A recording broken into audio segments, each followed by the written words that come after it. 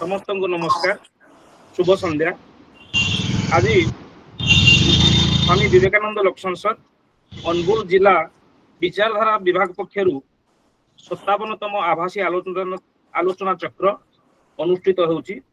एठारे उपस्थित थिबा समस्त ज्ञानी गुणी सज्जनी मंडल को मु सर्वप्रथमे स्वागत जनाया सहित प्रणाम जनाउछि। आज एई सारस्वत आसर रे आमर आभासी आलोचना चक्र विषय वस्तु होउची डॉक्टर जानुस कोर्सक जीवन और दर्शन तार द्वितीय भाग। एठारे सूचित करा जाई पारे जे गत मासरे आमे डॉक्टर जानुस कोर्सक जीवन और दर्शन उपरे तार प्रथम भाग उपस्थापन करिथिलु। आमर एई अवसर रे मु स्वागत करूची आमर एई आभासी आलोचना चक्र रे अध्यक्षता करूथबा आम लोक संसदर सभापति डॉक्टर प्रशांत कुमार रथ महोदय को तांकु एई आवासी आलोचना चक्र रे प्रणाम एवं स्वागत जनाउछि। तापर मु स्वागत करिवि आज संध्यारे आलोचक भाबरे योगदान करी आम्भ मानकु अनुग्रहित करिथिबा उत्साहित करिथिबा विशिष्ट चिकित्सक बौद्ध जिला जनस्वास्थ्य अधिकारी तथा स्वामी विवेकानंद लोक संसदर आजीवन सदस्य डॉक्टर मदन मोहन प्रधान महोदय को तांकु एई अवसर रे मु प्रणाम जनाइबा सहित ए आसर को स्वागत जनाउछि। कार्यक्रम प्रारंभ रे ओंकार वंदना गान करिया पई मु आमंत्रण करूछि वटकृष्ण त्रिपाठी महोदय को।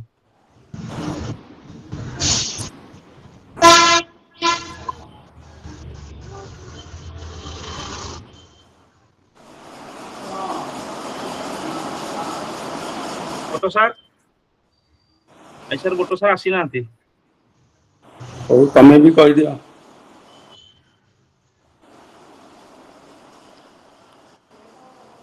कृष्ण सर अपन कर दियंतु।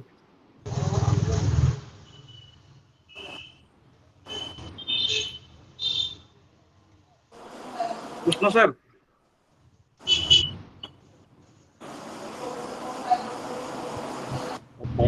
मंडलकारं व्याप्तं येन चराचरं तत्पदं दर्शितं येन तस्मै श्रीगुरवे नमः। अज्ञानतिमिरान्धस्य ज्ञानाञ्जनशलाकया चक्षुरुन्मीलितं येन तस्मै श्रीगुरवे नमः। गुरुब्रह्मा गुरुविष्णु गुरुदेव महेश्वर गुरु साक्षात् परम ब्रह्म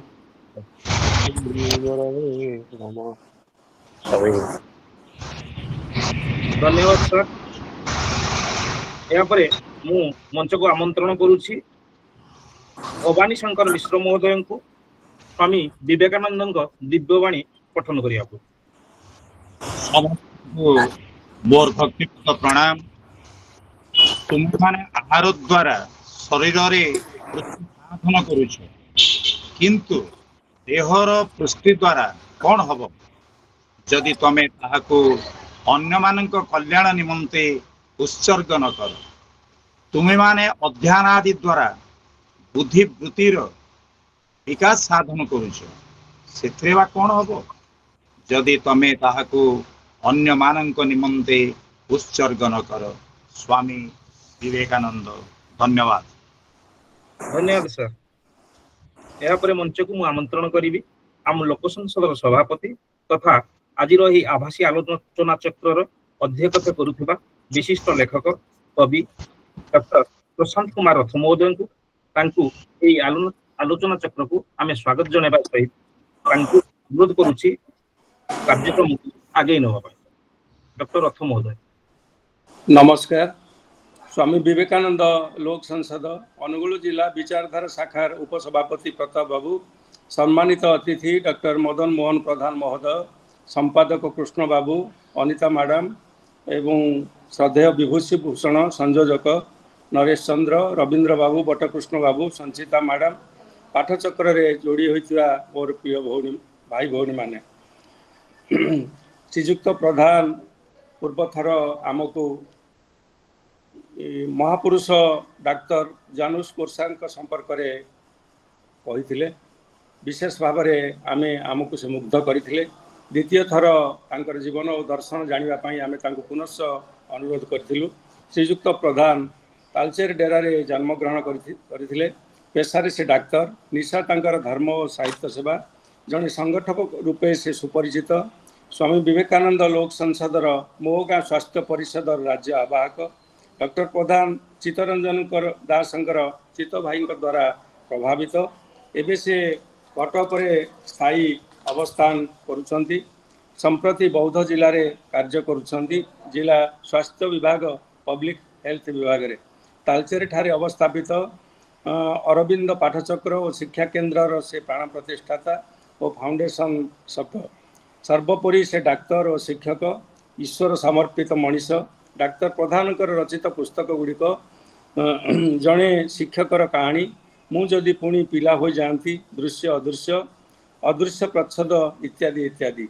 आज से डाक्तर जानूसुंग संपर्क में आमको वक्तव्य प्रदान करेंगे। तेबे आमे महापुरुषों प्रसंग बा सन्थ मान प्रसंग आम शुणुचे। सन्थ महापुरुषों कथा आलोचना कला बेले स्वत मन को आसे सन्थ किए जे परम हितकारी, जे अहंकार, राग, द्वेष, स्वार्थपरता, अभिमान, ममत्व, काम, क्रोध ठारू दूर रे, जे दया, सहनशीलता, सदाचार, विश्व प्रेम रे समन्वित, यथार्थ से मानव कल्याणकारी। डाक्तर जानूस पोशाक जड़े महान व्यक्तित्व। तांको जीवन अन्य को अनुप्राणित करे। जश, गुण, गारिमा तांकर अवर्णनीय। से कौन सी देश बा भौगोलिक सीमार परिसर भुक्त नुहंती। से समग्र मानव समाजर, समग्र विश्वर बाल्यकाल मनीषर शिक्षा प्राप्तिर श्रेष्ठ समय। पिलाटीए जेतेबेले अनुभव करुथाए से दुर्बल और असहाय, सेतेबेले जानूसुंक भली महापुरुषगण उपयुक्त मार्गदर्शन कराई पारंती। बाल्य जीवन रे तांकर चरित्र और तांकर सुंदर भविष्यत गठन होता है। यही भली मनीषंकर मार्गदर्शन द्वारा जीवन परम लक्ष्य साधित होता है। तेबे पूर्वथर एक कथा कही। जानूसंकर जन्म जुलाई 22 तारीख 1878 मसीहा। जन्मस्थान पोलैंडर वार्से। मृत्यु 1942 मसीहा। से थिले यहूदी एवं 1942 मसीहा अगस्ट 7 तारीख से दिन थिला। एवं आमे तांको बापा थिले जोजेफ गोल्डस्मिथ, माँ सेकिलिया से सेविका भाव में कार्य करुले। 1898 1904 यूनिवर्सिटी ऑफ वारस रे शिक्षा प्रदान करथिले। पिलांको कल्याण अधिकार निमित्त से पुस्तक रचना करछंती। 1919 शिशु संविधान प्रणयन करथिले एवं वारसर अनाथाश्रम रे अध्यक्ष भाव कार्य करुले। पोलैंड को जर्मन आक्रमण कला बेले तांकर मृत्यु घटिथिला। तेबे मु श्रीजुक्त प्रधान को अनुरोध करी से तांकर वक्तव्य प्रदान करेंगे। सार डॉक्टर प्रधान।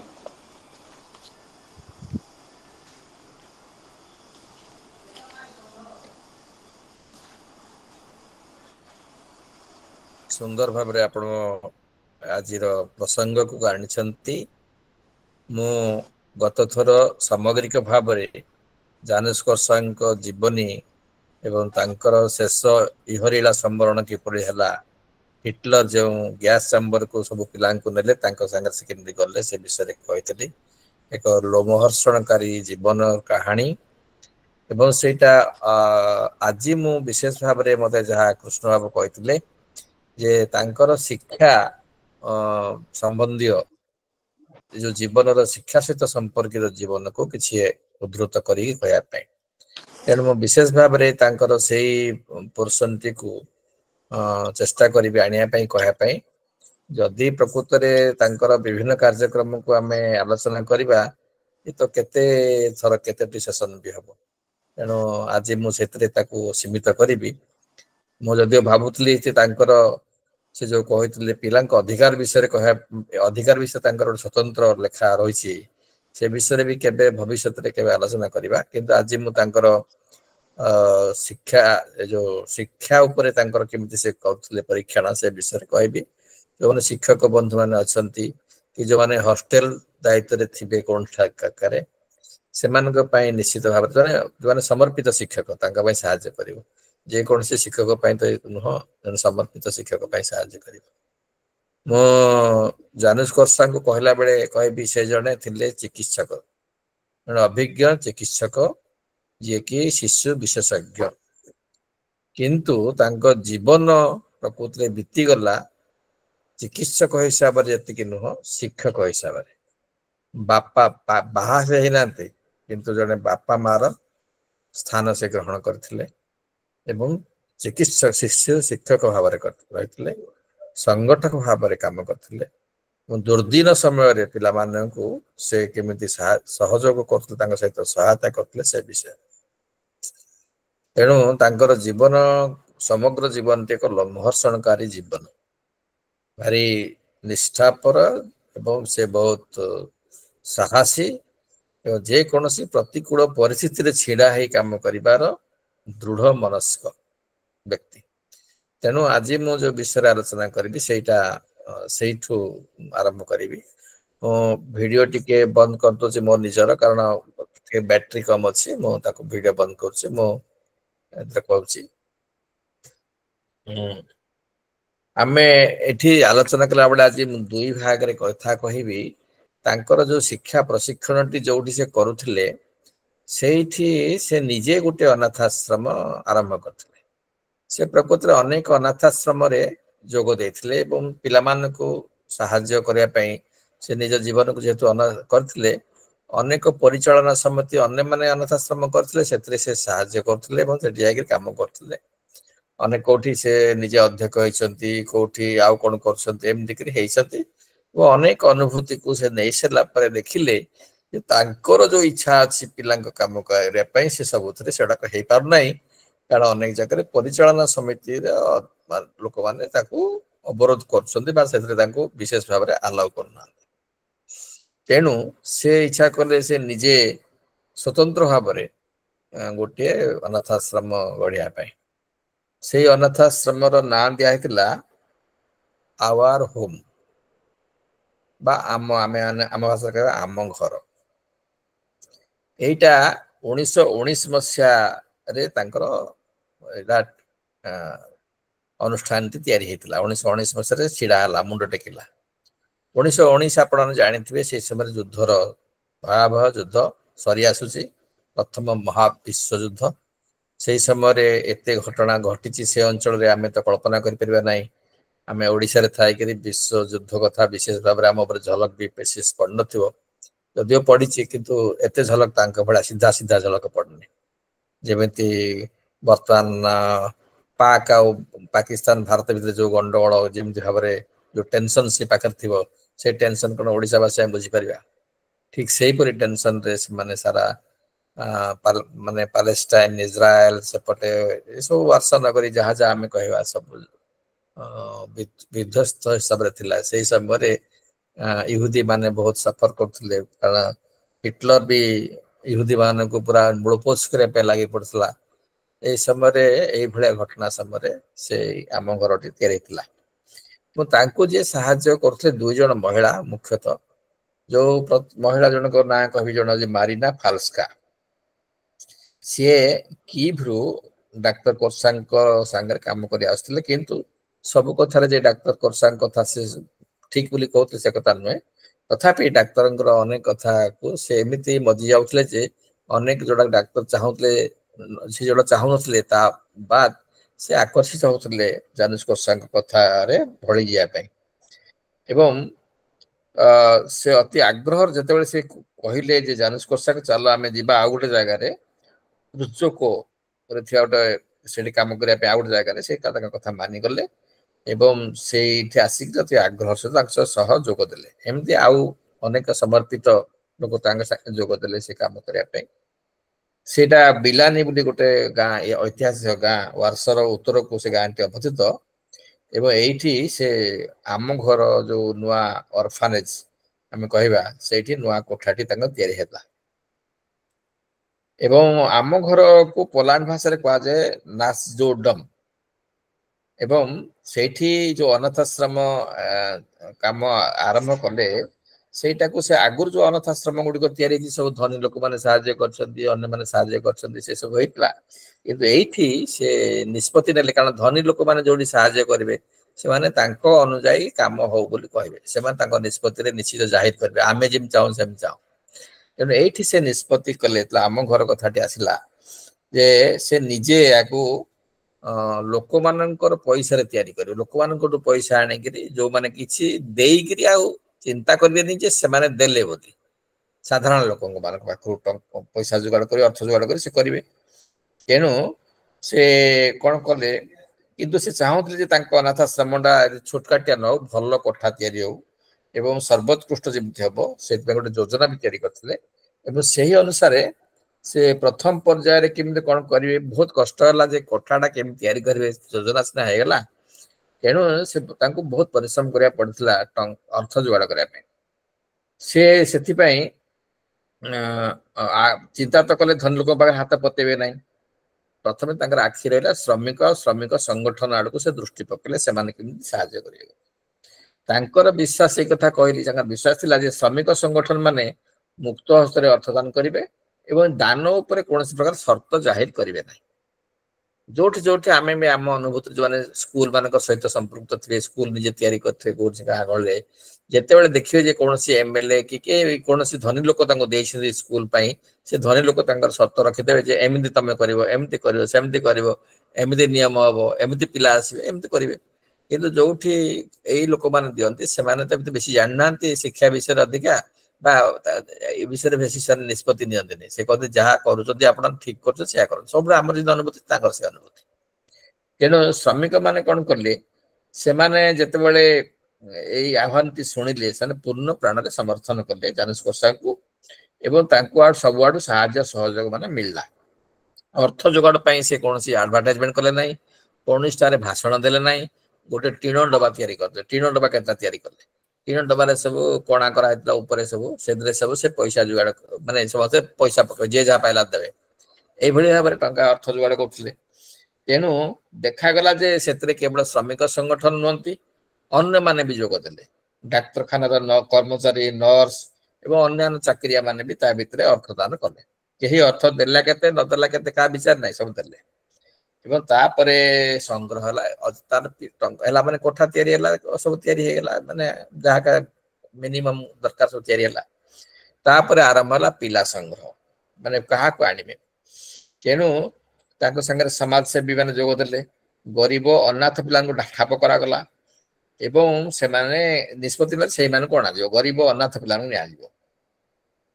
ତେଣୁ ଏତେ ପିଲା ନା ସବୁ ଆସିଲା ଯେ ଏତେ ପିଲାଙ୍କୁ ଯୋଗାଡ଼ କଲା, ତାଙ୍କ ପାଖରେ ଜାଗା ନାହିଁ। ଜାଗା ଯେହେତୁ ନାହିଁ, ତେଣୁ ସେ ତା ଭିତରୁ ପୁଣି ବାଛା ଗଲା, ହାତ ଗଣତି କରି ବାଛିଲେ କାହାକୁ ଆଣିବେ। ସବୁଠାରୁ କିଏ ନିଷ୍ପେଷିତ, କିଏ ଦରିଦ୍ର, ସବୁଠାରୁ କିଏ ତଳେ ଅଛି, ତାକୁ ଆଣିବେ। ତେଣୁ ମୁଖ୍ୟତଃ ଦିଟା ଜିଲ୍ଲାରୁ ତାଙ୍କର ଦରିଦ୍ରତମ ଜିଲ୍ଲା ଓଲା ଆଉ ପଇ ସ୍କେଲରୁ ତାଙ୍କର ପିଲାମାନଙ୍କୁ ଅଣାଗଲା। କାହାକୁ ଏମିତି ପିଲା ଆଣାଲା ଯେ କିଏ ପୁତିଗନ୍ଧମୟ ନାଳ ନକଡ଼ରେ, ବଇଳା ଜାଗାରେ, ଘର ବାରଣ୍ଡାରୁ କିଏ ପଡିଥିଲା, କୋଉଠି ନାଳ ଭିତରେ କିଏ ପଡିଥିଲା, କୋଉ ତଳେ ପଡିଥିଲା, ତାକୁ ସବୁ ସାଉଁଟି ସାଉଁଟି ସେମାନେ ଉତ୍ସାହୀ ନିଷ୍ଠାପର ସେମାନେ ସେ ସବୁ ବସ୍ତିରୁ ସବୁ କୋଣରୁ ପହଞ୍ଚି ଯାଉଥିଲେ ଏବଂ ସେମାନଙ୍କୁ ଉଠେଇକିରି ଆଣୁଥିଲେ। ନିଜେ ଜାନୁସ କୋଷାକ ବି ଏଇ ପିଲାମାନଙ୍କୁ ଦେଖିକିରି ତାଙ୍କ ମୁହଁରେ ଟିକେ ହସ ଫୁଟେଇବା ପାଇଁ ଯୋଉ ଆସୁଥିଲେ ଯୋଉମାନେ, ତାଙ୍କୁ ସବୁ ପ୍ରଶ୍ନ ପଚାରୁଥିଲେ। ପିଲାଙ୍କର ଭୀତତ୍ରସ୍ତ ଚକ୍ଷୁ ଯୁଗଳକୁ ନିରେଖି ସେ ଚାହୁଁଥିଲେ, ସେମାନଙ୍କୁ ପରୀକ୍ଷା ନିରୀକ୍ଷା କରୁଥିଲେ, ରସରସିକିଆ କଥା କହି ପିଲାଙ୍କ ମନରୁ ଭୟ ଦୂର କରୁଥିଲେ, ସେମାନଙ୍କ ଭିତରେ ବିଶ୍ୱାସ ଜନ୍ମାଉଥିଲେ। ଗରିବ ପିଲାମାନଙ୍କ ଲାଗି ସେମାନଙ୍କୁ କହୁଥିଲେ ତମ ବାରି ପଛ ଆଡେ କଣ କଣ ସବୁ ଖେଳ, ସବୁ ଖେଳ, ସେ ବିଷୟରେ ପଚରା ଉଚରା କରି ତାଙ୍କ ସାଙ୍ଗ ଟିକେ ମଜା ମଜଲିସ କରୁଥିଲେ ଏବଂ ତାଙ୍କ ମୁହଁରେ ଟିକେ ହସ ଚେନାଏ ସୃଷ୍ଟି କରୁଥିଲେ। ଏବଂ ନିଜ ପକେଟରେ ତାଙ୍କର ସବୁଜ ଗୋଟେ ଥିଲା ଗ୍ରୀନ ଆପ୍ରୋନ, ତା ଭିତରେ ଚକୋଲେଟ ରଖୁଥିଲେ, ଚକୋଲେଟ ଦେଇକି ତାଙ୍କୁ ସବୁ ଉତ୍ସାହିତ କରୁଥିଲେ। ଏବଂ କୌଣସି ପିଲା ତାଙ୍କ ସାଙ୍ଗ ଆସିଲା ମାନେ ସେ ତାଙ୍କର ସାଙ୍ଗ ହେଇଯାଉଥିଲେ, ପିଲାମାନେ ବି ତାଙ୍କ ସହିତ ଭାବି ପାରୁଥିଲେ ଇଏ ଜଣେ ଡାକ୍ତର ବା ଇଏ ଜଣେ ବୁଢା ଲୋକ ବା ଆଉ କଣ, ସେ ତାଙ୍କ ସାଙ୍ଗରେ ମିଶି ଯାଉଥିଲେ। ଏମିତି ଭାବରେ ସେ ପିଲାଙ୍କୁ ଆକୃଷ୍ଟ କରୁଥିଲେ ନିଜେ। ଏତେ ସବୁ ସତ୍ତ୍ୱେ ବି ପରିସ୍ଥିତି ଆଦୌ ସହଜ ନଥିଲା, କାରଣ ଯୁଦ୍ଧର ପର ସମୟ କଥା, ଯୁଦ୍ଧ ସରିଛି।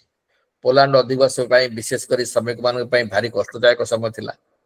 ଅଭାବ ସବୁଆଡେ ଲାଗି ରହିଥିଲା ଏବଂ ଯୋଉ ଅନାଥ ଆଶ୍ରମଟି ଯୋଉଠି ହେଇଥିଲା ସେଟା ଏତେ ସୁଦୃଢ ହେଇକରି ଆର ପୁରୁଣା ଯୋଉ ଅନାଥ ଆଶ୍ରମଟି ବହୁତ ଭଲ ଭାବରେ ସଂଗଠିତ ହେଇଥିଲା ଯୋଉଠି ସେ ଆଗରୁ କରୁଥିଲେ କାମ, କିନ୍ତୁ ଏଠି ସେତେ ସୁବିଧା ହେଇପାରିନଥିଲା ଏବଂ ସେଠି ଯୋଉ ଅନାଥ ଆଶ୍ରମଟି ଧନୀ ଲୋକମାନେ କରିଥିଲେ, ଏଠି ତ ଏମାନେ ଯେକୌଣସି ଯୋଗାଡ଼ କରି କରିଛନ୍ତି। ତେଣୁ ଏଠି ଅଭାବ ରହିଲା, ପରିସ୍ଥିତି କ୍ଷୁଧା ରହିଲା, ଶୀତର ଦାରୁଣ କଷାଘାତ ବି କେବେ ସେଠି ଭୁଲି ହବ ନାହିଁ ବୋଲି ଲେଖିଛନ୍ତି।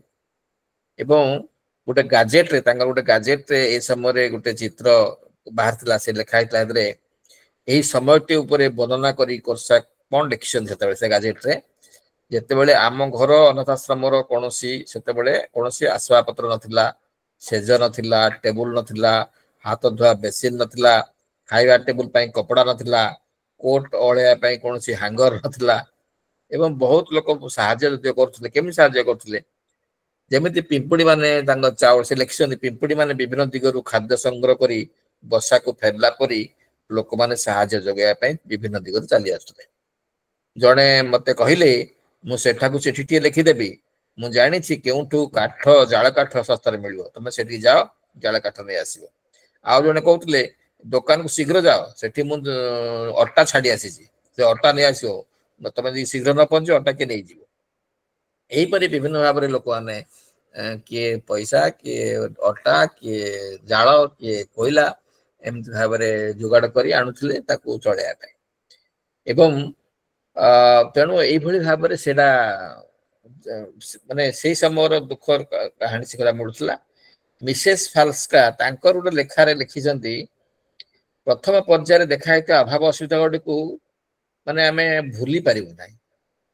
ସେ ଲେଖିଛନ୍ତି ଯେ ଆମ ଯୋଉ ଅନାଥ ଆଶ୍ରମ ସ୍କୁଲରେ ବେଞ୍ଚ ନଥିଲା କି ଖାଇବା ପାଇଁ କିଛି ହଲ୍ ନଥିଲା, ବିଜୁଳି ତ ନଥିଲା, ଚୁଲି ପାଇଁ ଜାଳ କାଠର ଅଭାବ ଥିଲା ଏବଂ କିଛି ଖାଦ୍ୟ ବି ନଥିଲା। ଏମିତି ଏକ ଦୁରାବସ୍ଥା ସମୟ ଯେ ବଡ ପିଲାମାନଙ୍କୁ ବି କିଛି ପରିଶ୍ରମ କରିବାକୁ ପଡୁଥିଲା, କାମ କରିବାକୁ ପଡୁଥିଲା ବାହାରେ ଯାଇକିରି।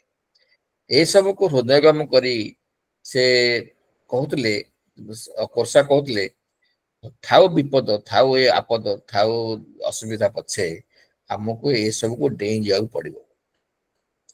ଏସବୁ ଆମକୁ ତାଙ୍କର ମେନ୍ ଅସୁବିଧା ଥିଲା ଆଳୁ, କାରଣ ତାଙ୍କ ସେ ଆଳୁ ବେଶୀ ସେଠି ଖାଇବାକୁ ପଡେ, ଆଳୁର ଅଭାବ। ବହୁତ ଅଧିକ ଖର୍ଚ୍ଚ କରିବା ସତ୍ତ୍ୱେ ଆମକୁ ଆଳୁ ନିଅଣ୍ଟ ପଡୁଛି ବୋଲି ଲେଖିଛନ୍ତି। ସେତେବେଳେ ବାହାରୁ କିଛି ଆସିପାରୁନି, ଏମିତି ଆମେ ଭାବିବା ବର୍ତ୍ତମାନ ପାକିସ୍ତାନ ଭାରତ ମାନଙ୍କର ଗୋଟେ ସେଠି ତାଙ୍କର ଖଣ୍ଡ ଯୁଦ୍ଧ ହବ, ଆମେ ଭାରତ ପଟୁ ବନ୍ଦ କରିଦେଲୁ, ସେପଟିକି ରପ୍ତାନୀ ପାଇଁ, ସେପଟୁ ଆଣିବା ପାଇଁ, ଆମଦାନୀ କରିବାକୁ ବନ୍ଦ କରିଦେଲୁ। ସେଇ ଜାଗାରେ ଯୋଉ ଲୋକମାନେ ଥିବେ, ହିନ୍ଦୁ ହୁଅନ୍ତୁ, ମୁସଲିମ ହୁଅନ୍ତୁ, ଯିଏ ହୁଅନ୍ତୁ, ତାଙ୍କ ପାଇଁ ତ ସବୁଆଡୁ ଅସୁବିଧା ହେଇଯିବ। ଠିକ ସେମିତି ସେ ଯେତେବେଳେ ହେଇଥିବ ୱାର ସମୟର, ଯୁଦ୍ଧ ସମୟର, ସେଠି ଏମିତି ଚାଉଳ ମିଳିବନି, ଗହମ ମିଳିବନି, ସେଠି ଆଳୁ ମିଳିଲାନି। ଏବଂ ସେତେବେଳେ ବାହାରୁ କିଛି ବି ଆସୁନି କୁଆଡୁ, ପାଖରେ କିଛି ସଂରକ୍ଷିତ ବି ରହିନି।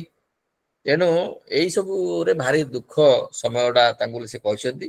ତାଙ୍କର କୋଇଲା ଦରକାର ହୁଏ, କୋଇଲା ପାଇଁ ଜାଳ ଦରକାର ହବ, କୋଇଲା ପାଇଁ ରେଳବାଇ ଟ୍ରକ୍ ଉପରେ ତାଙ୍କୁ ନିର୍ଭର କରିବାକୁ ପଡେ ଏବଂ ରେଳବାଇ ଟ୍ରକରେ ଯୋଉମାନେ ଟ୍ରକ୍ ଚଲାଉଥାନ୍ତି ତାଙ୍କୁ ସେମାନେ କହିଥାନ୍ତି କିଛି କୋଇଲା ପକେଇଦେବା ପାଇଁ ଏବଂ ସେମାନେ କିଛି ଦୟାକରି ପକେଇଲେ ସେ କୋଇଲା ସେ ଆଣନ୍ତି। ଏମିତି ଭାବରେ ସେ ସମୟର କଷ୍ଟର କାହାଣୀ ତାଙ୍କର ବିଭିନ୍ନ ଜାଗାରେ ସେ ଲେଖିଛନ୍ତି। ଆଉ ଏଇ ଦୁର୍ଦ୍ଦିନ ସମୟରେ ତଥାପି ବି ସେ ତାଙ୍କର ଯୋଉ ପ୍ରଚେଷ୍ଟା, ନୂଆ ପ୍ରକାର ଭାବନା, ତାକୁ ସେ ଛାଡୁନଥିଲେ। ଏବଂ ସେଠି ଦି ପ୍ରକାର ଅନାଥ ଆଶ୍ରମ ଚାଲୁଥିଲା, ଗୋଟେ ହଉଛି ମୂଳ ଅଧିବାସୀ ପାଲେଷ୍ଟାଇନର, ଆଉ ହଉଛି ଇହୁଦୀ ଅନ୍ୟ ଜାଗାରେ। ଏବଂ ଇଏ ଚେଷ୍ଟା କରୁଥିଲେ ସମସ୍ତଙ୍କୁ ଏକାଠି, ସେ ଦେଖୁଥିଲେ ଯେ ଦି ପ୍ରକାର ଯୋଉ ଅଛି, ସେଠି ତ ଧନୀ ବା ଏଠି ଗରିବ ଯୋଉଠି ହଉ ବି, ତାଙ୍କ ଭିତରେ ବିଶେଷ ସେଇ ସମୟଟା ଏତେ ଦୁର୍ଦ୍ଦିନ ଯେ ସମସ୍ତଙ୍କ ପାଇଁ ଜୀବନ ପ୍ରାୟ ସମାନ, ମାନେ ଅତି ଦୁର୍ଦ୍ଦିନ। ଏବଂ ଉଭୟ ଶିବିରର ଦୁରାବସ୍ଥାରେ ସେ କିଛି ପାର୍ଥକ୍ୟ ଦେଖୁନଥିଲେ, ଭୋକ ଅଭାବ ପ୍ରପୀଡ଼ିତ ସମସ୍ତେ। ଏବଂ ତଥାପି ସେ ଚାହୁଁଥିଲେ ସେ ଶିବିର ଛୁଟିରେ ଶିବିର ହୁଏ, ସେ ଶିବିରରେ ଦୁଇ ପକ୍ଷର ପିଲାଙ୍କୁ ଆଣିକିରି ଏକାଠି ବସେଇକିରି ସେ ତାଙ୍କୁ ଶିବିର କରାଉଥିଲେ। ତାଙ୍କର ବିଶ୍ୱାସ ଥିଲା ଏମିତି ବସେଇଲେ ତାଙ୍କ ଭିତରେ ସମ୍ପର୍କ, ବୁଝାମଣା, ବନ୍ଧୁତ୍ୱ ଏସବୁ ବଢିବ ଏବଂ ସେଇଥିରେ ବି ସେ ସମ୍ପୂର୍ଣ୍ଣ ସଫଳ ହଉଥିଲେ। ତେଣୁ ସେ ଏଇ ଯୋଉଟା ହେଲା, ତାପରେ ସେ କହୁଛନ୍ତି ଯେ ସେଠି ଯୋଉ ପିଲାମାନଙ୍କୁ ସେ ଆଣିଥିଲେ, ସେ ପିଲାମାନେ ଯେ ଗୋଟିଏ ପ୍ରକାର ନୁହନ୍ତି, ତା ଭିତରେ ବିଭିନ୍ନ ପ୍ରକାର ପିଲା ଆସୁଥିଲେ, କିଏ ଦୁଷ୍ଟ, କିଏ ଖଣ୍ଟ, କିଏ ଡକାୟତି ଘରୁ ଆସିଛି, କିଏ ବେଶ୍ୟା ଘରୁ ଆସିଛି, କିଏ ମାନେ ସେ କଥା ନ ଶୁଣିବା ଭଳିଆ। ଅନେକ ସମୟରେ ଅନେକ ପିଲା ଆଶ୍ରମକୁ ଏଇ ଅନାଥ ଆଶ୍ରମରେ ଥାଇ ବି ଜେଲ ଯାଇଛନ୍ତି ଏଇଠୁ ଗଣ୍ଡୁଳିଆ କରିଛନ୍ତି ବୋଲି, କିଏ କୋର୍ଟ ହାଜର ପଡିଛି, ସବୁ ଭଳିଆ ଆଉ କେତେକ ନିରୀହ ପିଲା। ଏମିତି ପ୍ରକାର ଯୋଉ ପିଲାକୁ ମାନେ ଏକାଠି ରଖିବା ପ୍ରକୃତରେ ଜଣେ ମ୍ୟାନେଜର ପାଇଁ ବା ଜଣେ ମ୍ୟାନେଜର ବା ଶିକ୍ଷକ ହଉ ବା ଡାକ୍ତର ହଉ ତାଙ୍କୁ ଅତି ପରିଶ୍ରମ କରିବାକୁ ପଡିଲେ ଏଭଳି ପିଲାଙ୍କ ଏକାଠି ରଖିବାକୁ। ଆମେ ତ ଗୋଟେ ସୋସାଇଟିରୁ ଗୋଟେ ନିୟମ କାନୁନ କରିକିରି ଆଣିକିରି ଆମେ ସ୍କୁଲ ମାନଙ୍କରେ ବି ଅନେକ ବିପଦରେ ପଡୁଛୁ ଖାଲି ଡ୍ରେସ୍ କଲା କରିକିରି।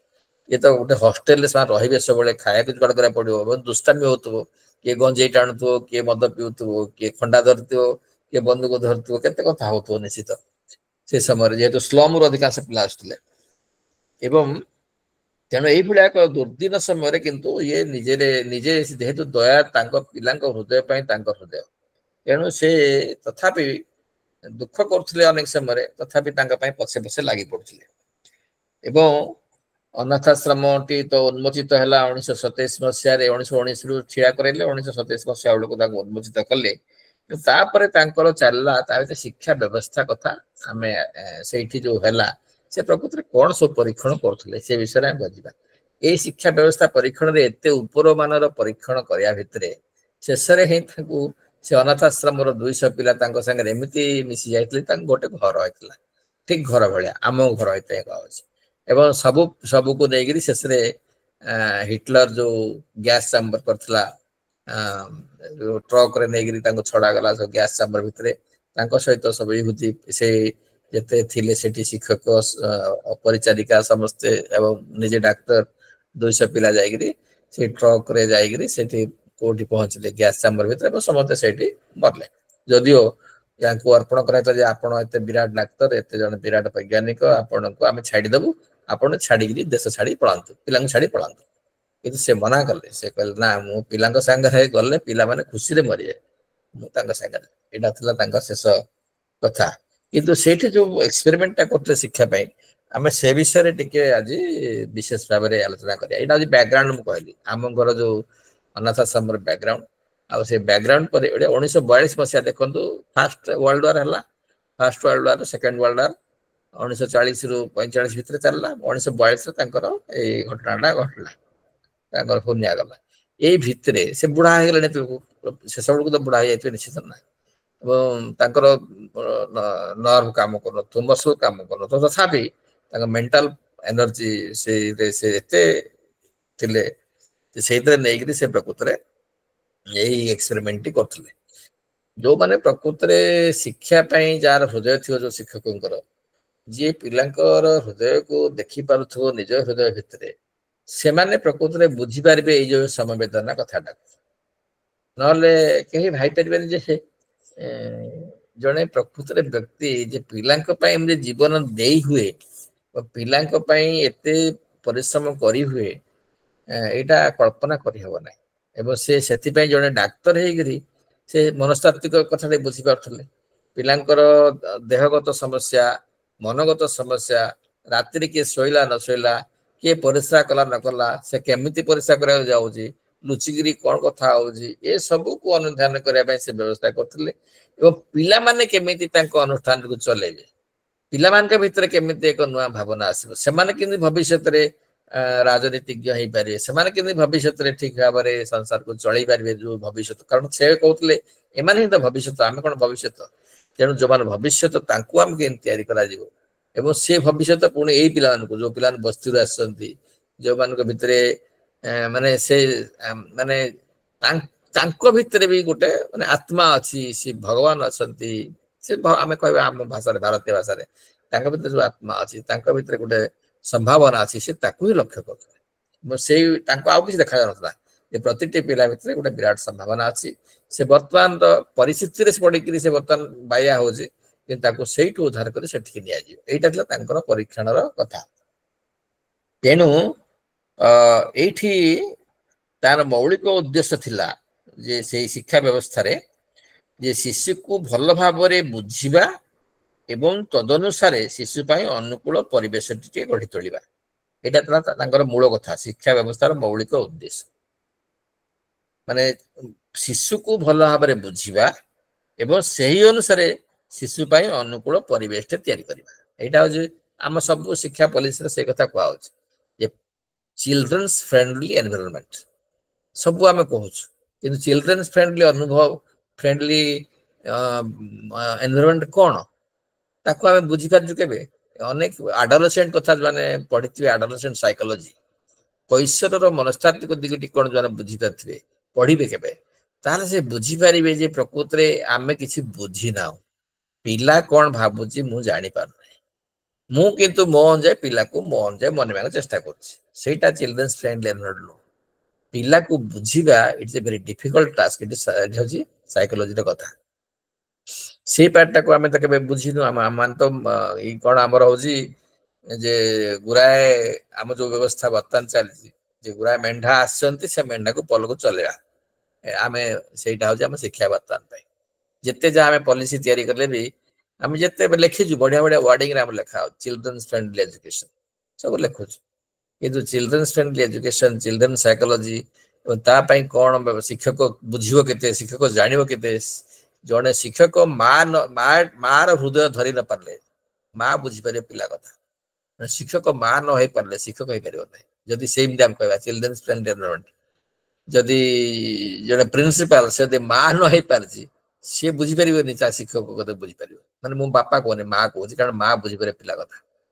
ତେଣୁ ସେଇ ହୃଦୟଟି ଶିକ୍ଷକ ଭିତରେ ଆସିପାରିବାର ଯୋଉ କଥା ସେଇଟା ଆମେ ବୁଝିବା। ଏଥିରୁ କ'ଣ ସେ କହୁଛନ୍ତି ଯେ ଏହି ଶିକ୍ଷା ବ୍ୟବସ୍ଥାରେ ଶିକ୍ଷାଦାନ ଗୋଟେ ଥିଲା, ଶିଶୁର ଲାଳନ ପାଳନ, ଶିଶୁର ବିକାଶ, ସବୁ କ୍ଷେତ୍ରରେ ରହିବ ସ୍ୱାଧୀନତା, ଫ୍ରିଡମ।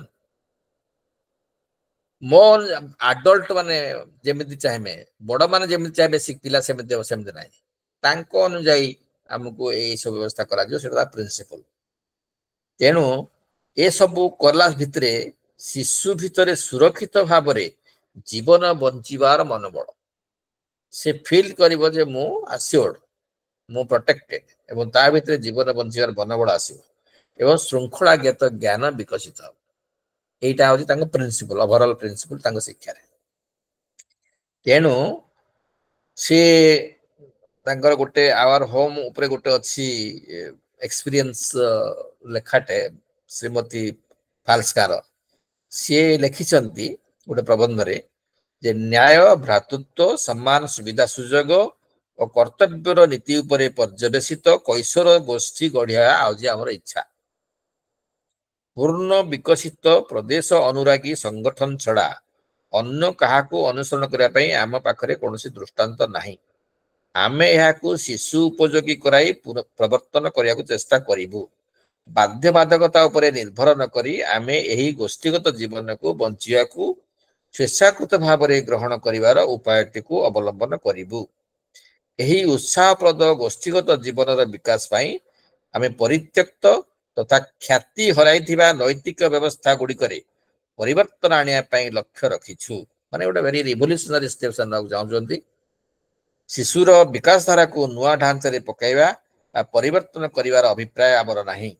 ଆମର ପ୍ରକୃତ ଲକ୍ଷ୍ୟ ହେଉଛି ଶିଶୁକୁ ଭଲ ଭାବରେ ବୁଝିବା ଓ ଆପଣାର କରିବା। ପ୍ରାପ୍ତବୟସ୍କ ମଣିଷ ଜୀବନ ପାଇଁ ଯାହା ସବୁ କ୍ଷତିକାରକ ସେ ସବୁଠାରୁ ଦୂରରେ ରହିବା ପାଇଁ ଆମେ ସେମାନଙ୍କୁ ଶିଖାଇବା ତଥା ସାହାଯ୍ୟ କରିବା ପାଇଁ ମନସ୍ଥ କରିଛୁ। ସର୍ବପ୍ରଥମେ ଆମକୁ ସେମାନଙ୍କୁ ସ୍ୱୀକାର କରିବାକୁ ହେବ ଯେ ସେମାନଙ୍କର ଏକ ପରିଚୟ ଅଛି। ଶିଶୁ ମୁଁ ଯାହା କହିବି ସେମିତି ନୁହଁ, ଶିଶୁର ଗୋଟେ ନିଜର ପରିଚୟ ଅଛି। ଏକଥା ଆମକୁ ମାନିବାକୁ ପଡିବ। ଅନେକ ସମୟରେ ମୁଁ ପିଲାଦିନେ ଆମର ଯୋଉ ନୂଆ ଯୋଉ ସାଇକୋଲୋଜି, ପ୍ରଥମ ସାଇକୋଲୋଜିକାଲ କଥା କହୁଥିଲା, ପିଲା କହୁଥିଲେ, ସେତେବେଳେ ଶିକ୍ଷକ ମାନେ କହୁଥିଲେ ଯେ ପିଲା ମୁଣ୍ଡଟା ହଉଛି ଗୋଟେ ବ୍ଲାଙ୍କ ସ୍ଲେଟ, ସେଥିରେ ଯାହା ତମେ ଗାରେଇ ପାରିବ। ସେଇଟାକୁ ପରେ ତ ବହୁତ ତାପରେ ବିରୋଧ ହେଲା। ଚାଇଲ୍ଡସ୍ ବ୍ରେନ, ମସ୍ତିଷ୍କ ଗୋଟେ ବ୍ଲାଙ୍କ ସ୍ଲେଟ, ତମେ ଯାହା ଗାରେଇ ପାରିବ ନାହିଁ। ତା ବ୍ରେନ ଭିତରେ ଅନେକ ଜିନିଷ ନିହିତ ହେଇକିରି ଅଛି ଏବଂ ସେ ଅନେକ କଥା ତା ଭିତରେ ରହିଛି। ତମେ ବ୍ଲାଙ୍କ ସ୍ଲେଟ କହିକି ଗାରେଇବାକୁ ଚେଷ୍ଟା କଲେ ସେଥିରେ ଭୁଲ ହବ ତାର ଏବଂ ସେ ସ୍ଲେଟଟା କାମ କରିବ ନାହିଁ। ତେଣୁ ଏଇ କଥାକୁ ସେ କହୁଛନ୍ତି ଯେ ସେମାନଙ୍କର ଗୋଟେ ପରିଚୟ ଅଛି। ଏ କଥା ଆମକୁ ମାନିବାକୁ ହେବ। ଘୃଣା ରହିତ ମନୋଭାବ ନେଇ ଆମକୁ କାମ କରିବାକୁ ହେବ। ଶିକ୍ଷା ତଥା ଲାଳନ ପାଳନ ପାଇଁ ଆମେ ପିଲାମାନଙ୍କୁ ସାଙ୍ଗରେ ମିଶିବୁ। ଏଇଟା ହଉଛି ତାଙ୍କ ପ୍ରିନ୍ସିପଲ। ସେ ଗୋଟେ ପ୍ରବନ୍ଧରେ ଲେଖିଥିଲେ जे विशेष सहायिका श्रीमती फाल्स्का एवं से समय सेटा को तो जानस कोर्सा जहाँ मनोभाव शिक्षा से सब कहते बोले से लिखिं निजर कथाटी से कहते से तेणु स्वतंत्र आवश्यकता तथा संभावना सकल संबंध में कोर्साक अनेक गुड़े लेखा थिला एवं सेतु अनेक प्रकृति लेखा जो थिला से सब बोमा माड़ होता एवं जलापोड़ा है सब नष्ट हो गला अनेक जिन अणा जापरि से कौन लिखुले डायरी लेखार तेणु अनेक जिनस विस्मृत हो रही आना जा पारा ना जी संग्रह कराइला अनेक किसी लेखा बही बाहर यही सब लिखुले से जो युद्ध समय माने जो प्रथम विश्व महायुद्ध चलता 1914 रु 1918 भितर यही सब लेखा से समय बाहर से समय भारी दुर्दिन समय ये समय घोर दुर्दिन माने किए बेसी आक्रांत होते स्त्री महिला माने एवं पिला माने वृद्ध माने करुण कहानी सब भर्ती है प्रथम महायुद्ध समय एवं से समय जो अनुभूति पिला रक्षा करने ए समय से परिकल्पनार शिक्षा विषय से समय से लिखुले से समय अनाथ पिला गोटे प्रबंध थिला अनाथ पिला विचारालय अनाथ पिला विचारालय गोटे थिला विधि विधान कौन सेटा 1926 मसीह मारिना फाल्स्का आम घर सम्मत लिखि एक क्षुद्र पुस्तिका कैशोर संगठन विषय एक विस्तृत विवरण देते अनेक कथा आम अनुमान कर दी जन भद्र महिला मुझे आउ जो दी जन भद्र महिला सांगे बहुत वर्ष धरी कम करते पोज डांसका एवं टी ओसिनिस्का से माने कोर्साक शिक्षा व्यवस्था संबंध में विस्तृत भाव में भी विश्लेषण कर लेखारू अनेक तथ्य भी मिली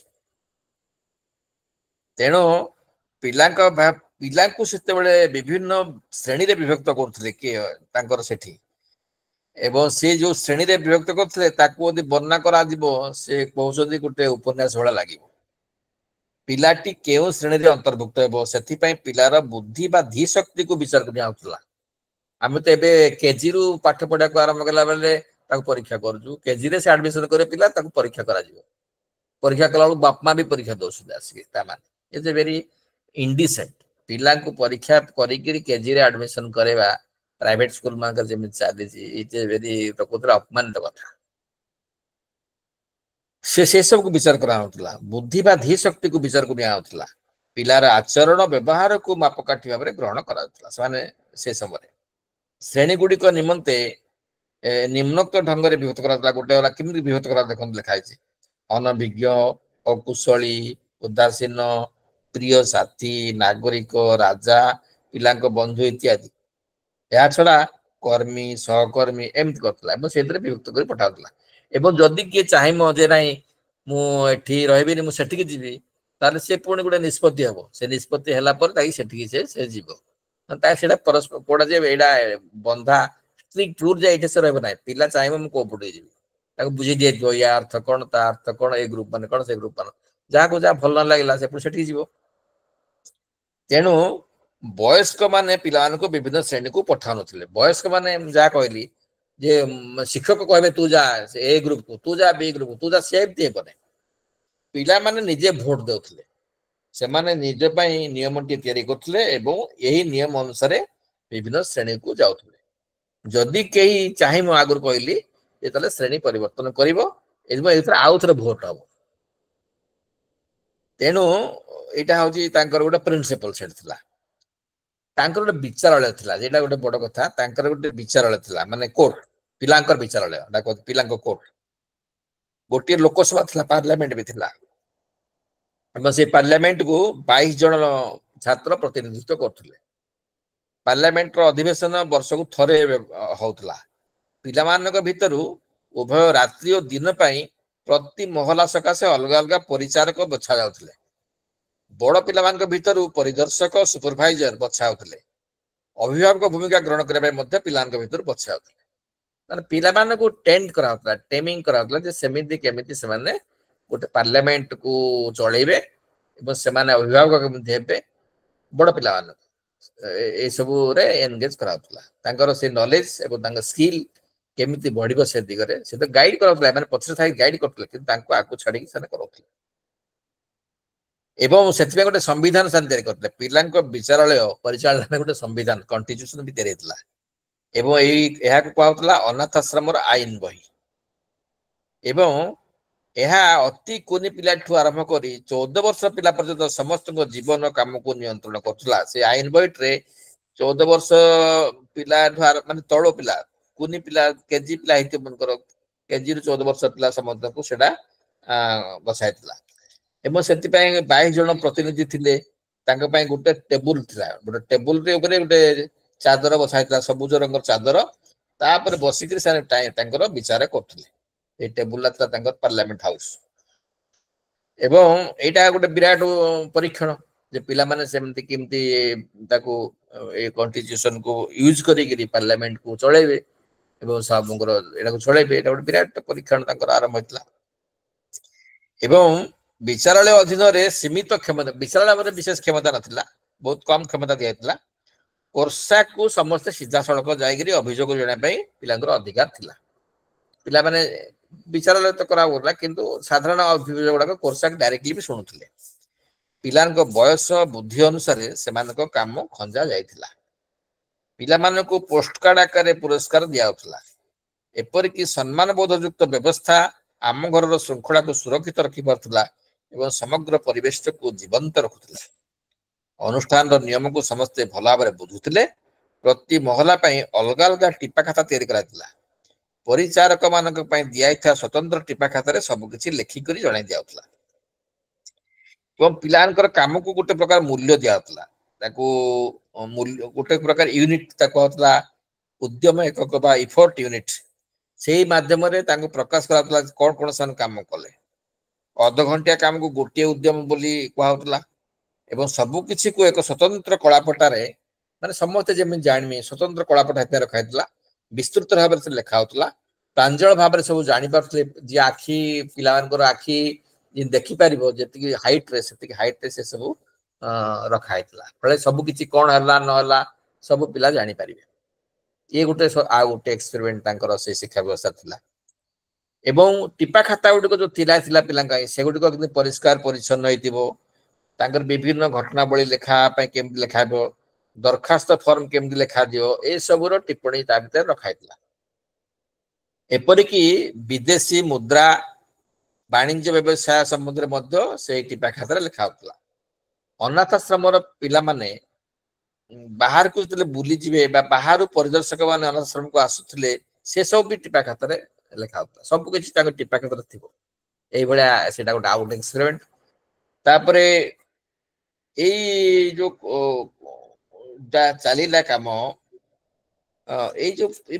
आहरी अनेक गुड़े सांगर परीक्षण गोटे ना आहरी अनेक परीक्षण थिला कारण निजे जानस कोर्साक से गोटे मझिरे घरे काच घर भितर गोटे काच घर ताक मैं करथिले दुई पट हॉस्टल पिला एपटे हॉस्टल पिला सेपटे पिला रहउथिले मझिरे गोटे काच घर से निजे सोउथिले काच घरे माने देखि पारिबे कार कोन असुविधा पिला राति सारा से सोउ नते खाली पिला के कोन हड़बड़ हड़बड़ होछ तांको देखुते एवं मझरे जाई बुली आसीबे के परिक्षा करला बेड रे जदि जने बेड रे परिक्षा करजी तार कारण कोन एवं से काहे की बिळले होची से काहे की राति रे पूरा सोई परनी ए सब को से गोटी गोटी लक्ष्य करछबे एवं तार चिकित्सा कोन हो ता पे कोन व्यवस्था करबे ताको काउंसलिंग करबे कि कोन करबे से सब से निजे रखुतले माने ताकर पूरा होल नाइट टा भी जाउथला गोटे परीक्षण केते बेले अल्प समय सोई परथले एवं जाई बुली से सब देखुते काच घर भीतर थिबे देखुते सब कोन होछ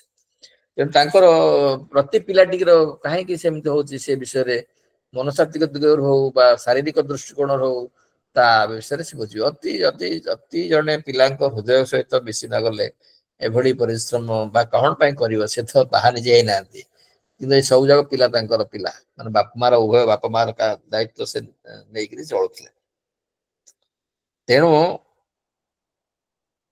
एई जो हठात प्रकृति एबळे एतेला पूरा सबुआडे प्रचार हेला एते बढ़िया तांकर शिक्षा व्यवस्था हमको ଏବଂ ଅନେକ ଆଡେ ସେ କହିଲେ ଏଇଟାକୁ ଅନ୍ୟ ଆଡେ ନେଇକିରି ଆମେ କରିବା ଏକ୍ସପେରିମେଣ୍ଟଟା ଅନ୍ୟ ସବୁ ଆଡେ, କିନ୍ତୁ ସେଇଟା କଣ ସମ୍ଭବ ହେଇପାରିବ? ଜଣେ କଣ ସବୁଆଡେ ଜ୍ఞାନେଶ୍ୱର ସାହେବ ମିଶିବେ ପାଇବେ? କିନ୍ତୁ ଏଇ ଲେଖା ଏଇ ସବୁ ଜିନିଷ ରହିଗଲା ଏବଂ ଅନେକ ଆଇଡିଆ ବି ମିଳିଲା, କିନ୍ତୁ ସେ ଆଇଡିଆକୁ କାମରେ ଲଗେଇବା କଣ ସହଜ? କିନ୍ତୁ ଏଇଭଳିଆ ଯୋଉଟା ଆସିଲା ବିଶେଷ ଦିନ ପରେ ଅସୁବିଧା ହେଲା କଣ ନା, ହଠାତ୍ କରି ଯୁଦ୍ଧରେ ଖାଲସାଙ୍କ ଚାଲିଗଲେ, ପ୍ରାଣ ହରାଇଗଲେ। ତାଙ୍କର ସେକେଣ୍ଡ ହ୍ୟାଣ୍ଡ ଥିଲେ ଶ୍ରୀମତୀ ଖାଲସା। ସିଏ ଚାଲିଗଲା ପରେ ସେ ପ୍ରକୃତରେ କାରଣ ସେତେବେଳେ ପୋଲାଣ୍ଡରେ ଯୁଦ୍ଧ ପୁରା ଘନୀଭୂତ ହେଇଗଲା ଏବଂ ଅନାଥ ଆଶ୍ରମରେ ରହୁଥିବା ପିଲା ତଥା କୋର୍ସାଙ୍କୁ ଅନେକ ଛାତ୍ରଛାତ୍ରୀ ତା ଭିତରେ ଯୁଦ୍ଧର ଯୋଉ ନିର୍ଦ୍ଦୟ ଚକତଳେ ସମସ୍ତେ ପେଶି ହୋଇଗଲେ। ଫଳରେ ଯେଉଁମାନେ କୋର୍ସାଙ୍କର ବ୍ୟବସ୍ଥାଟି ସମ୍ପର୍କରେ ପ୍ରତ୍ୟେକ ଅନୁଭୂତି ରହିଥିଲା, ସେମାନଙ୍କ ଠାରୁ ସବୁ କଥା ରେକର୍ଡ କରିବା ସମ୍ଭବ ହୋଇପାରିଲା ନାହିଁ। କାରଣ ଯେ ଯୁଦ୍ଧ ଲାଗିଛି, ଏତେ କଥା ହଉଛି, ତାଙ୍କର ଏଇ ଫାଲସା ମରିଗଲେଣି, ଆଉ କେତେ ବି ତାଙ୍କର ସମର୍ପିତ ଛାତ୍ରଛାତ୍ରୀ ଯୋଉମାନେ ସାହାଯ୍ୟ କରୁଥିଲେ, ଯୋଉମାନେ ପାସ୍ କରୁଥିଲେ ବି ସାହାଯ୍ୟ କରୁଥିଲେ ନା, ଯୋଉମାନେ ପାସ୍ କରି ଯାଉଥିଲେ ଏଠୁ ସେମାନେ ଆସିକି ସାହାଯ୍ୟ କରୁଥିଲେ।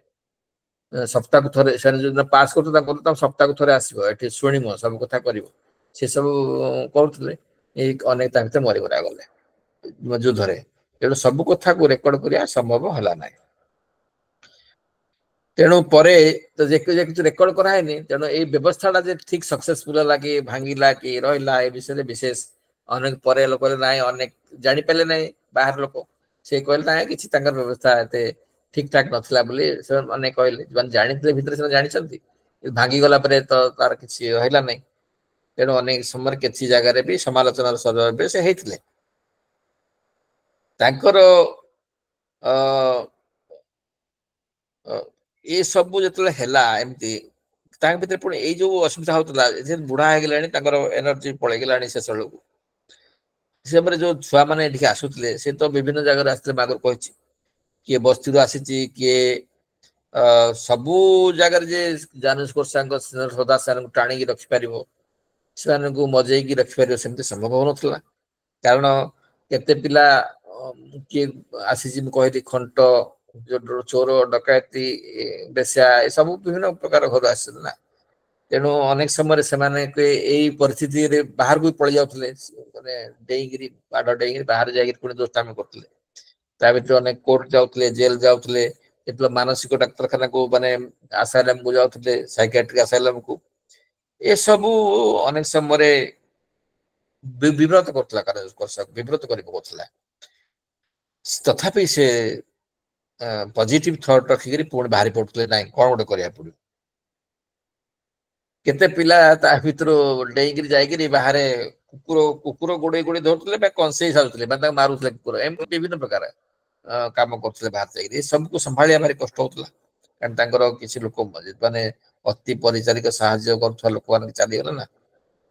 ତେଣୁ ତାକୁ ହତାଶ ବେଳେ ଲାଗୁଥିଲା, କିନ୍ତୁ ସେ ହତାଶ ଭିତରେ ସେ ପୁଣି ନିଜର ମନୋବଳକୁ ବଢେଇକିରି ପୁଣି ପିଲାମାନଙ୍କର ମଙ୍ଗଳ କେମିତି ହେବ, ତାଙ୍କୁ କେମିତି କଣ କରିବେ, ସେ ବିଷୟରେ ଲାଗି ପଡୁଥିଲେ। ଅନେକ ସମୟରେ ଖାଇବାକୁ ମିଳୁନଥିଲା ବେଳେ ସେ ଯାଇକିରି ମାନେ ମାଗୁଥିଲେ, ପୁରା ହାତ ପତେଇକିରି ମାଗୁଥିଲେ, କୋଉ ଦୋକାନୀକୁ ମାଗୁଥିଲେ, କାହାକୁ ମାଗୁଥିଲେ, ଲୋକଙ୍କୁ ମାଗୁଥିଲେ, ଯାଇକିରି ହାତ ପତେଇକିରି ବିକଳିଆ ହେଇକିରି ମାଗୁଥିଲେ, ଯେମିତି ସେ ତାଙ୍କ ପିଲା ଛୁଆକୁ, ନିଜ ପିଲା ଛୁଆ ଗୁଡିକୁ ମରିଯିବେ, ସେମିତି ଭାବରେ ମାଗି ଯାଇକି ଯାଚିକି ଆସୁଥିଲେ। ଅନେକ ତ ତାଙ୍କୁ ଦଉଥିଲେ, ଅନେକ ବି ତିରସ୍କାର କରୁଥିଲେ।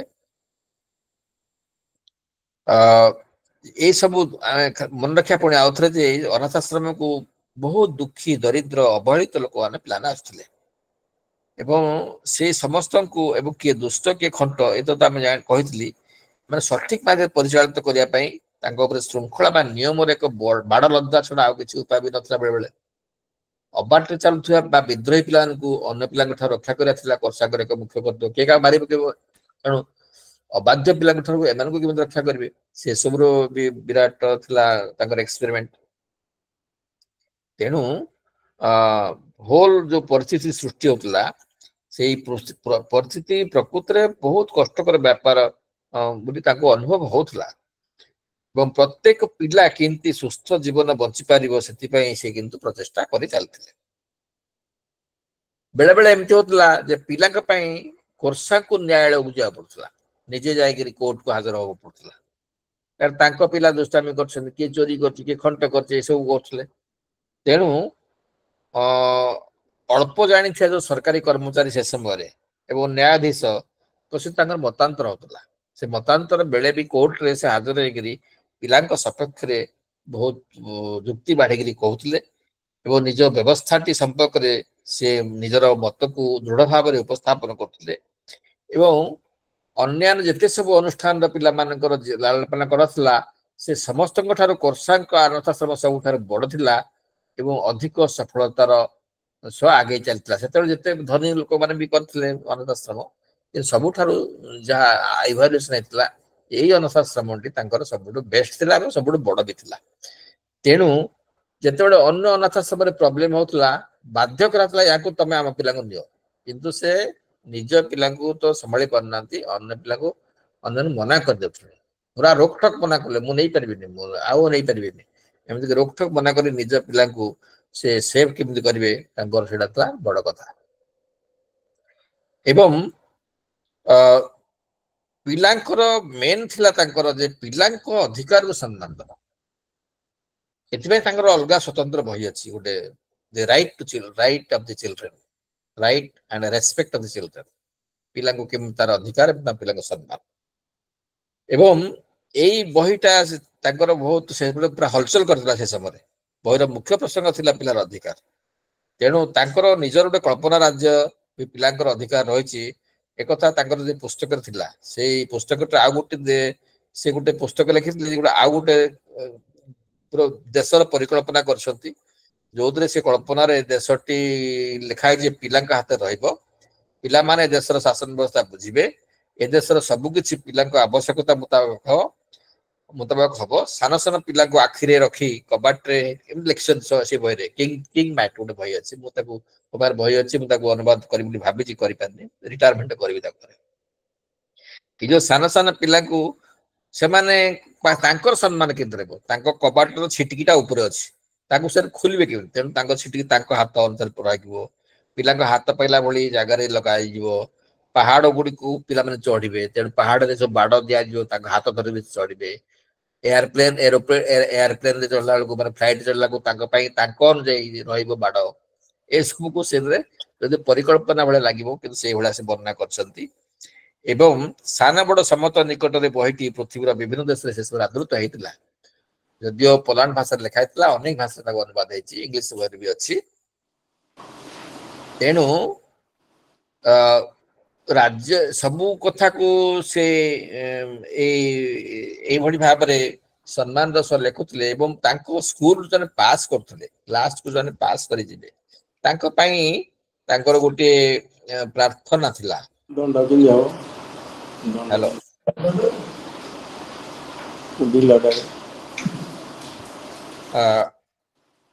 ये गोटे प्रार्थना मु खाली कहूँ स्कूल अनाथाश्रम जिते पिला माने शिक्षा समापन कर विदाय नि से डाक्तर बाबू पिला गोटे संदेश दिखती कि से संदेश मर्मा तो एमती देखो छोटिया पाराग्राफ टे आमे माने तुमको ईश्वर देना कारण तुमको ही ईश्वर अनुसंधान करने तुम्हें तुम अंतर भितर ठाप कर आमे तुमको कौन सी देश देना कारण तुम्हें तुमर देश बाछिब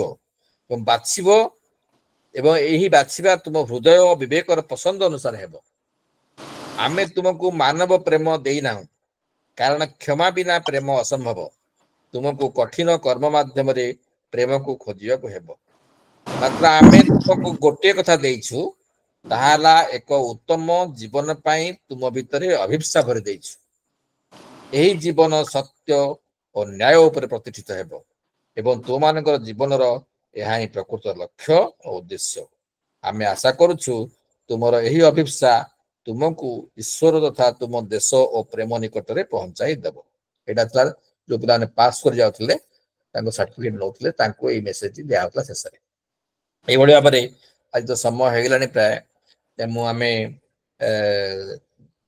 जी संक्षिप्त भाव में अनेक जिनस आहरी एक्सपेरिमेंट अच्छी वर्णना तो करहबनी गोटे सेसन तेणु आम संक्षिप्त भाव में जी आपण अभिव्यक्त कर पारि से कली तेणु आज तो समय होगलानी मुझे रखुची समस्त धन्यवाद एवं कृतज्ञता ज्ञापन करें आउ गोटे देशर आउ गोटे मूलकर कथा शुणा मत द्वितीय थर पर अनुरोध कर समस्त धन्यवाद।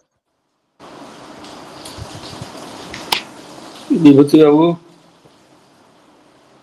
धन्यवाद सार आपणकर वक्तव्य दुई थर धरी आमे शुणिलु आमे जड़े सन्थंकर जीवन कथा जहाँ आमको अज्ञात थिला ये कथा आमे जानी पारलु आपन को अशेष अशेष कृतज्ञता धन्यवाद ज्ञापन करुछि।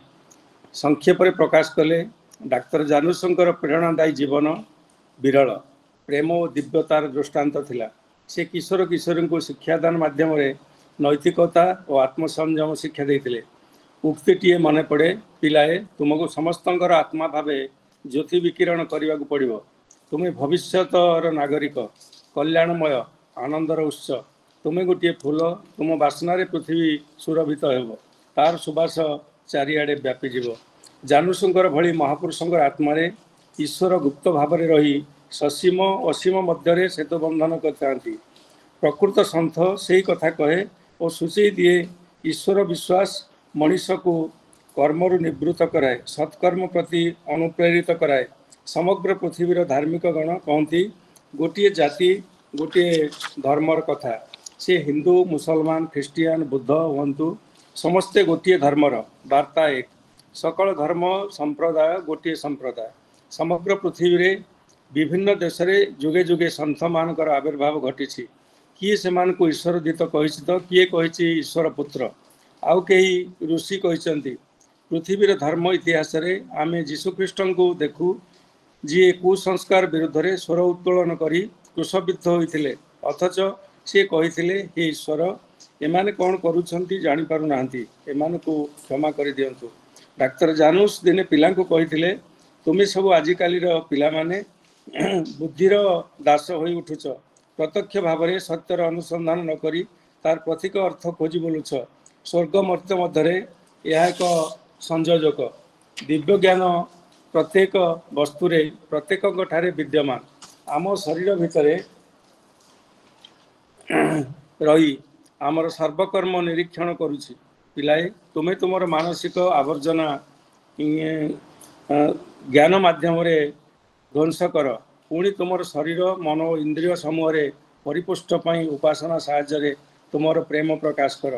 प्राचीन काल रे अवतार देवदूत ऋषि मनीषी सन्थ ब्राह्मण धर्मजाजक माने मानव जातिर मस्तक उन्नत करिसंती एवं जनमानस को सर्वतोमुखी प्रगतिर पथरे अग्रसर कराइबारे महत्वपूर्ण योगदान करिसंती।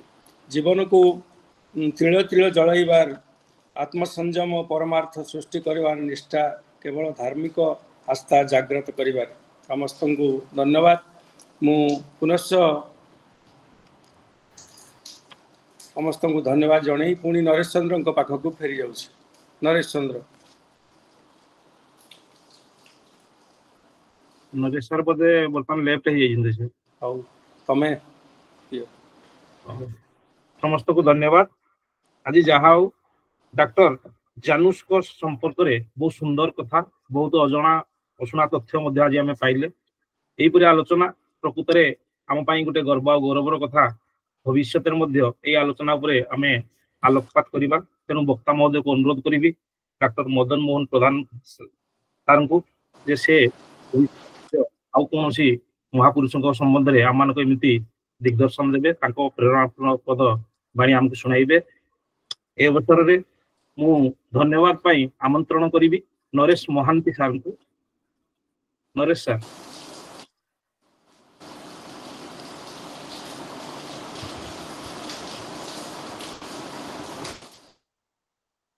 सर नरेश सर अनम्यूट अछंती कर दिए तमे धन्यवाद दिए।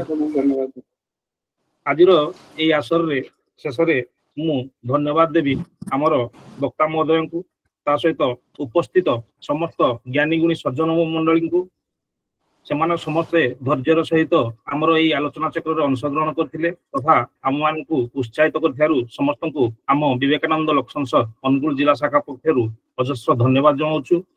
शेष ଶାନ୍ତି ମନ୍ତ୍ର ପାଠ କରିବା। सर्वे भवन्तु सुखिनः, सर्वे सन्तु निरामया, सर्वे भद्राणि पश्यन्तु। ओम शांति शांति शांति। शेषे यही आलोचना चक्रर अंतिम पर्यायर सभा सांग करने आमर सभापति महोदय को मु अनुरोध करुच्ची। विचारधारा विभागर आज आलोचना चक्र ये शेष है। पुणी थे समस्त को धन्यवाद जनाऊँ।